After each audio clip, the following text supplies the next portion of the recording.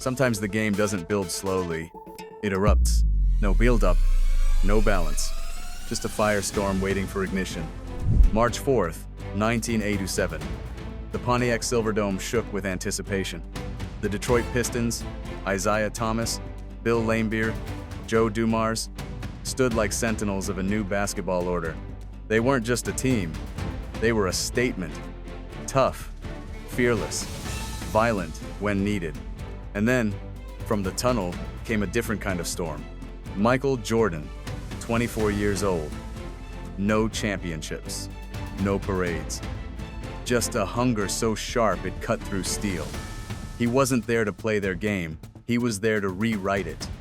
What followed wasn't a duel, it was a dismantling.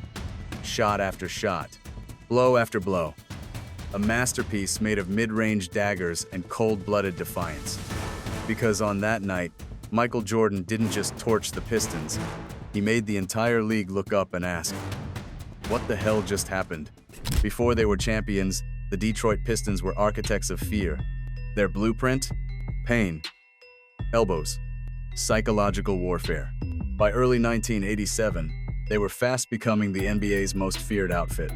Isiah Thomas, the cool, calculating floor general, controlled the game like a chess master. Bill Laimbeer, with his sharp elbows and unapologetic fouls, was the enforcer. Joe Dumars, a quiet, defensive assassin, shadowed stars without blinking. And a young Dennis Rodman still absorbing it all from the bench, Detroit wasn't just building a team. They were constructing an empire. The Bad Boys era was taking shape. The message was clear: step into the Silverdome, and you're stepping into a war zone. But then, Michael Jordan showed up and turned the war zone into a bonfire. He was just 24 years old. No championships, no MVPs, no legacy yet. But what he did that night would echo through the league like a cannon blast. Michael Jordan pushes the free throw. There's 60. Oh boy. That's the new record now for the Bulls in the regular season. Doug Collins saying no fouls. 3 seconds left. Michael Jordan. Oh, what a performance. Unbelievable. Second one. 61. Michael Jordan with 61. Detroit burns a timeout in a futile attempt. Jordan dropped 61 points without a single three-pointer. He went 22 of 39 from the field and 17 of 18 from the free throw line. No gimmicks. Just unrelenting, surgical destruction against the NBA's most physical defense. The Pistons knew what was coming. They still couldn't stop it. Chuck Daly would later admit, "We had no answer for him." And this wasn't just another big game. It was the kind of performance that changes blueprints. It was the night Detroit realized the man they thought was a scorer was actually a storm. A storm that couldn't be boxed in, bodied up, or beaten down. What do you do when your best defense gets torched for 61? When your enforcer gets left behind, and your star point guard watches helplessly? This wasn't just a night, it was a turning point. And maybe the scariest part? Michael was just getting started. Before the trophies, before the 6 rings, before GOAT was etched into basketball vocabulary, Michael Jordan was just a problem with no solution. He wasn't a champion. He hadn't even survived the first round of the playoffs. But by the 86-87 season, something had changed. The league saw it.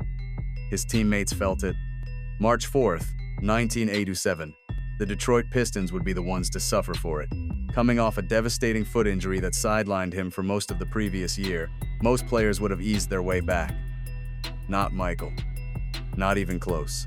Instead, he stepped into the 1,986 playoffs and casually dropped 63 points on the legendary Boston Celtics, a team that would go on to win the title and is widely considered one of the greatest squads of all time. It was during that game that Larry Bird uttered one of the most iconic lines in NBA history. That wasn't Michael Jordan out there. It was God disguised as Michael Jordan. But here's the thing. Jordan lost that series. A sweep, no confetti, no glory. Just a bitter aftertaste that lingered into the next season. That pain, it didn't break him. It built him.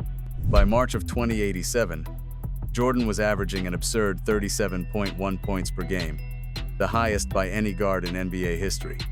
He wasn't just a scorer, he was a volcano erupting on hardwood. As one commentator put it, Yes, he dominates the game on the offensive end of the court, but he also dominates the game on the defensive end of the court. And that does more, not just for his team, but takes more away from the other team's confidence than anything that he can do offensively. Because that's what Jordan had become.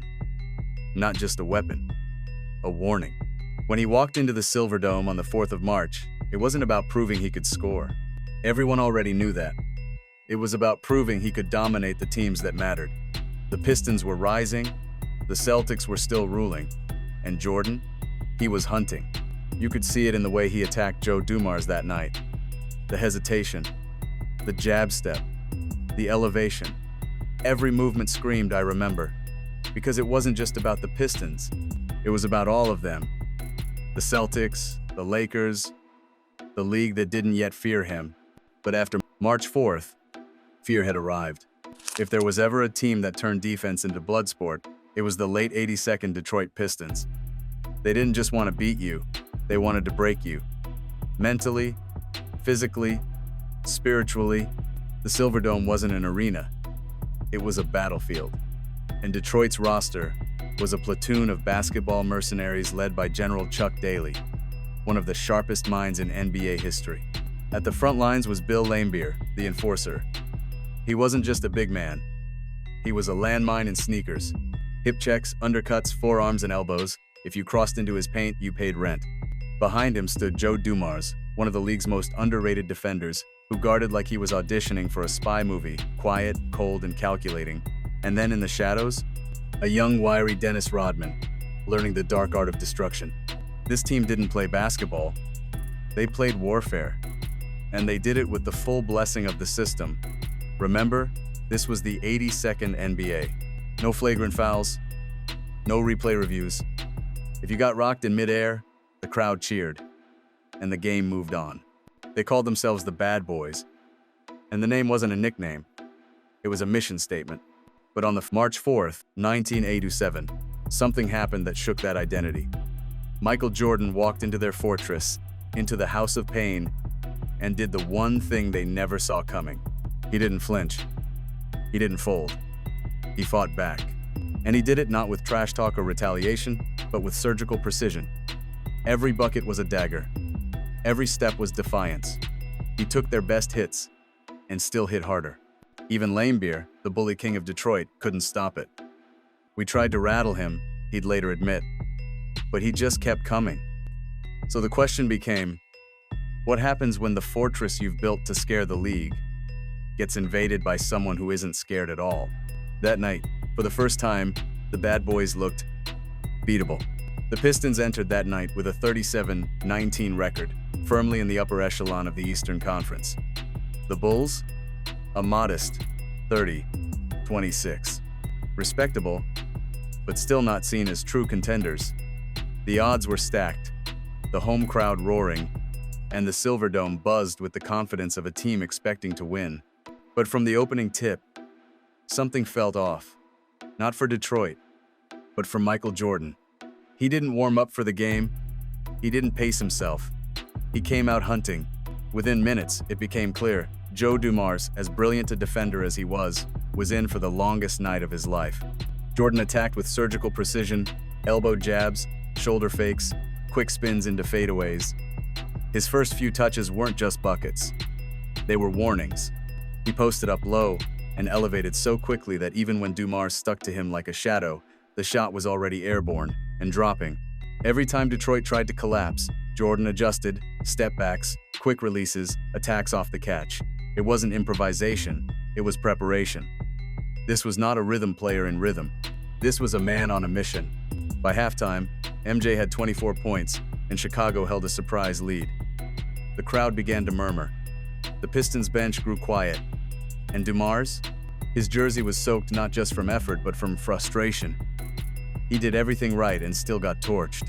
Years later, Joe Dumars reflected not on this game specifically, but on what it was like to face Michael Jordan for over a decade.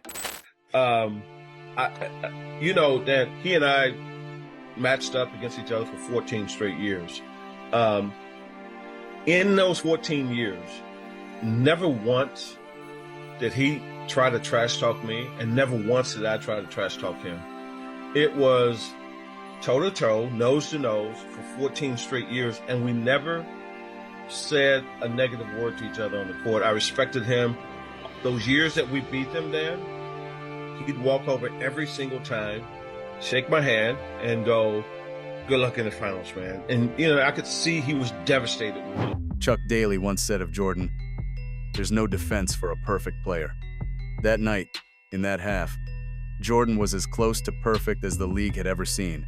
And what made it even more haunting? There were no threes, no gimmicks. It was all within the arc. Mid-range mastery and aggressive drives that defied contact and logic. He didn't ride a hot hand. He imposed his will. So you have to ask, when your best perimeter defender is giving everything and still getting diced up, what else do you throw at a man like that? The Pistons hadn't yet figured it out, but they were about to try everything. By the time the second quarter bled into the third, it became obvious. Michael Jordan wasn't just scoring. He was controlling the environment. He dictated the pace, bent defenders to his will, and found cracks in a defense that was supposed to be impenetrable. Detroit had built its reputation on suffocating stars, swarming them with double teams and trapping schemes. But none of it mattered. Jordan wasn't just attacking the basket. He was orchestrating a one-man hurricane. From the low block, he fed his teammates with needle-threading passes, including a slick dime to Dave Corzine for a wide-open layup. In transition, he glided past defenders with that unmistakable stride, finishing with elegance or fury, depending on the moment. And when the game slowed into the half-court, Jordan's mid-range jumper became a metronome, rhythmic, relentless, and unstoppable. What made this performance even more remarkable was the completeness of it. Most players, even stars, can dominate one side of the floor. But Jordan? He owned both. He didn't just post 61 points.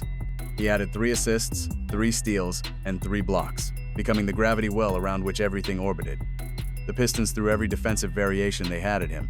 Laimbeer's physicality, Dumars' quick feet, help side rotations, but Jordan kept adapting like he had downloaded their entire system in real time.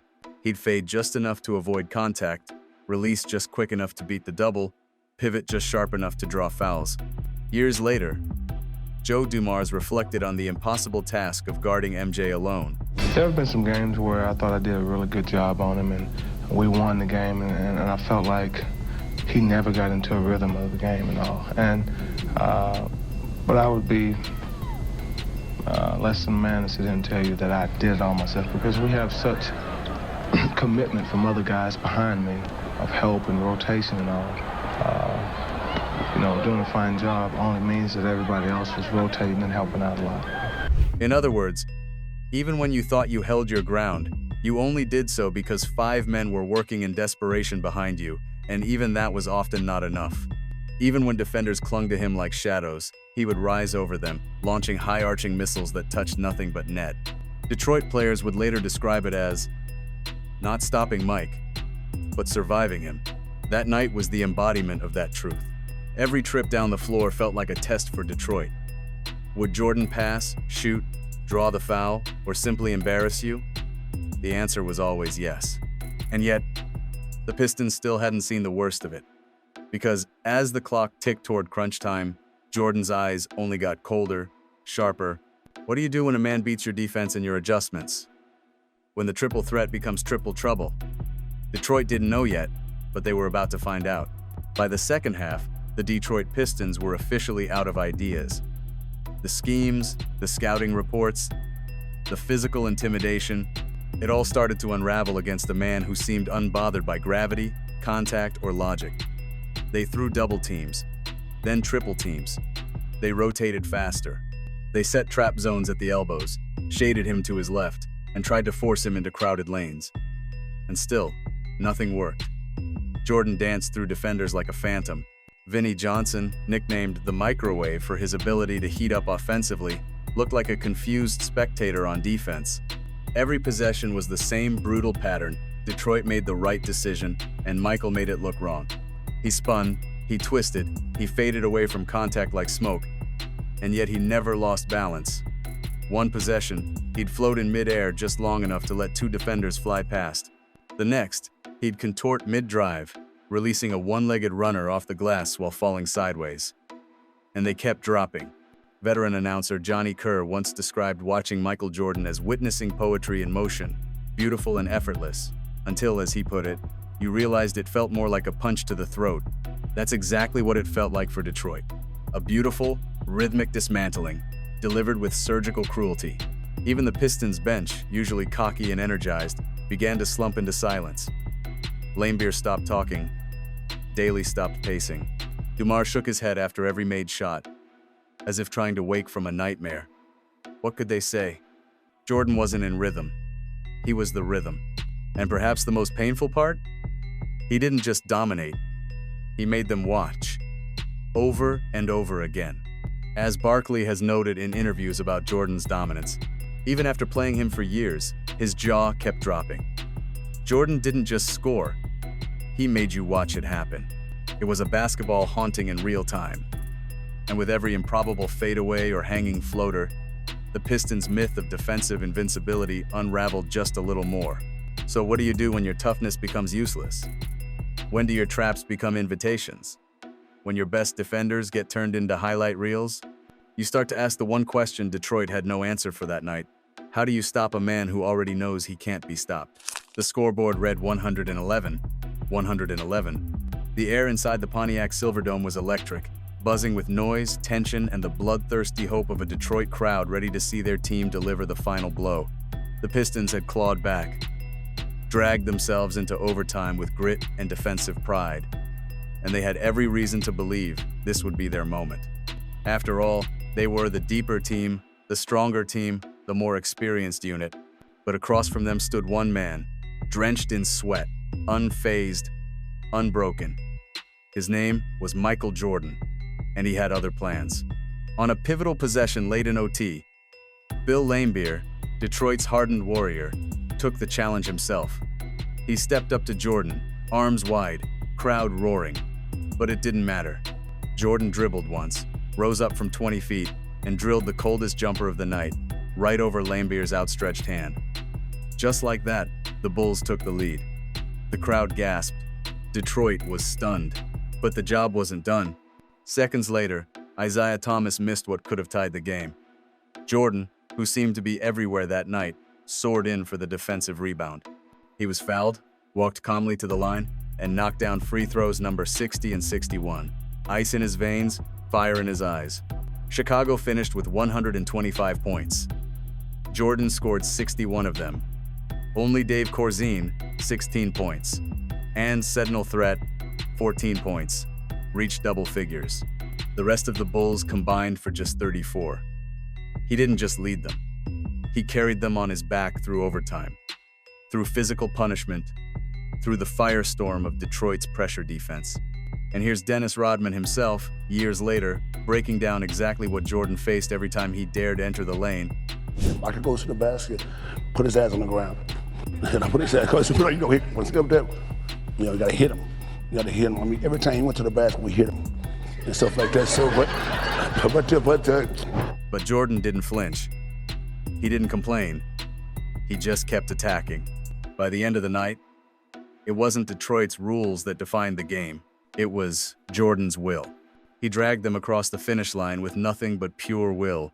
Legendary coach Doug Collins, watching from the sidelines, would later say, "He had that look in his eye. When he gets it, you don't coach him.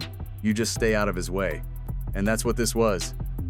Not a game, a demonstration, a warning, a moment where obsession met opportunity and exploded. So when people talk about clutch, about killers, about legacy, how many can say they scored more than half their team's points on the road against the toughest defense in basketball? Michael Jordan could, and he did. That night, March 4th, 1987, did more than expose Detroit. It shook them. They had built their identity around unbreakable defense, around turning superstars into rubble. But Michael Jordan didn't just survive their pressure. He thrived in it. He dismantled it. And somewhere in the silence of that Silverdome locker room, the Pistons realized a hard truth. You don't stop Michael Jordan with basketball alone. You stop him with brutality, with chaos, with cold-blooded calculation. We knew we couldn't stop him, Bill Laimbeer later admitted. So we had to beat him up, wear him down, and get in his head. That performance, 61 points, in their house against their rules, forced Detroit to evolve. Chuck Daly, the mastermind of the Bad Boys, knew what had to be done.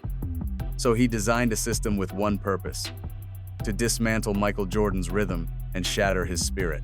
Enter the Jordan rules. It wasn't just a defensive strategy. It was psychological warfare. Force him left, where he was marginally less dangerous. Trap him on the catch, make him give it up. Foul him hard, every single time he entered the paint. Make him think twice before driving. Make him second-guess every step. The goal wasn't just to stop him from scoring, it was to grind him down mentally and physically across 48 minutes. And here's the thing, it worked. For a while. Detroit eliminated Chicago in the 1988, 1989, and 1990 playoffs. In 2088, Jordan dropped 50-inch a Game 1 win and still lost the series. In 2089, they beat him in 6. In 2090, they bullied the Bulls in 7 games and celebrated at center court. The strategy was effective because it was merciless. It turned the league's most dazzling scorer into a solitary figure, exhausted, bruised, and alone. But you have to ask, what kind of man do you create when you challenge him like that? When you design an entire blueprint just to break him? The answer wouldn't come until years later. But it all started on this night, when 61 points convinced the Pistons they needed more than talent to deal with Michael Jordan. Michael Jordan never forgot. Not the hard fouls, not the playoffs exist, not the sting of watching the Pistons celebrate at his expense year after year. For 3 straight postseasons, Detroit sent him home battered and bruised. But every loss was a lesson. Every bruise was a blueprint. He didn't whine, he didn't blame, he went to work. He hit the weight room, adding muscle to match the beatdowns. He embraced Phil Jackson, bought into Tex Winter's triangle offense, and began reshaping not just his body, but his entire approach to the game. Jordan, who had dropped 61-inch 1987, was brilliant. The Jordan who returned in 1991, he was complete. He was inevitable. And when the Bulls met the Pistons again in the 1991 Eastern Conference Finals, there were no speeches, no build-up, just silence and then domination. The Bulls didn't just beat Detroit, they swept them. 4 games, 0 mercy. Jordan averaged 29.8 points, 7.0 rebounds, and 5.3 assists in the series. He dunked with fury, defended with pride, and passed with purpose. Every possession felt like a reckoning. And then, in the closing seconds of Game 4, with Chicago on the verge of finishing the job, Isiah Thomas and Bill Laimbeer walked off the court without shaking hands. No respect, no dignity, just a silent exit from a rivalry they had finally lost. After Chicago sealed the sweep, most of the Pistons refused the handshake. Only Joe Dumars and John Salley stayed to show respect. The rest walked off in silence, led by Laimbeer and Thomas. As Joe Dumars later said, "It never went through my head not to shake their hands. In the previous 3 years, every single time we eliminated them, Mike found me, shook my hand. So when we were walking off, I saw him, stopped, and said the exact same thing. Meanwhile, Bill Laimbeer was unapologetic. They had said some things about us personally we weren't going to forget." The night before, he has this big press conference where he annihilates our team. And the one thing that really, hit us hard is when he called us undeserving champions. When we walked off and Laimbeer said, "I'm not shaking their hands." And this is how we rode. We rode as a team. We rode as a team. It's one for all for one. It's not personal. It's punishment, Jordan once said about those who challenged him. And that series? It was the coldest kind of revenge. A 4-game symphony of dominance that slammed the dynasty door shut on Detroit's Bad Boys era. Years later, Jordan would reflect, "I hated them, and I hate them to this day." And Isiah, despite all the tension, gives credit where it was due. "By far the best I've ever seen, and Irving is my boy." So, if the 4th of March, 1987 was the night Jordan announced his arrival, the night he torched the Pistons for 61, then 1991 was the moment he ended the war. Not with words, with sweeps, slams, and silence. Because of the same man they couldn't stop with fouls in the 87, was the man who took their soul in 91. Jordan's 61-point night was more than a highlight reel. It was prophecy. That night, he exposed Detroit's best. He forced them to adapt. And when they did, he adapted harder. In the end, it wasn't just about points. It was about dominance. Mental, physical, emotional. The Pistons made Jordan better, tougher, hungrier. But make no mistake, the 4th of March, 1987, was the day Michael Jordan walked into the House of Pain and burned it to the ground. What moment do you think made Jordan truly unstoppable? Was it the 63-point game, this 61-point war, or that 1,991 sweep? Let us know in the comments. If you like this video, don't forget to press the subscribe button and ring the bell to not miss the latest videos from Amazing Hoops. Please leave your comments and suggestions below in the comments section, and don't forget to share this video with your friends. This action also motivates us to try harder. Have a nice day.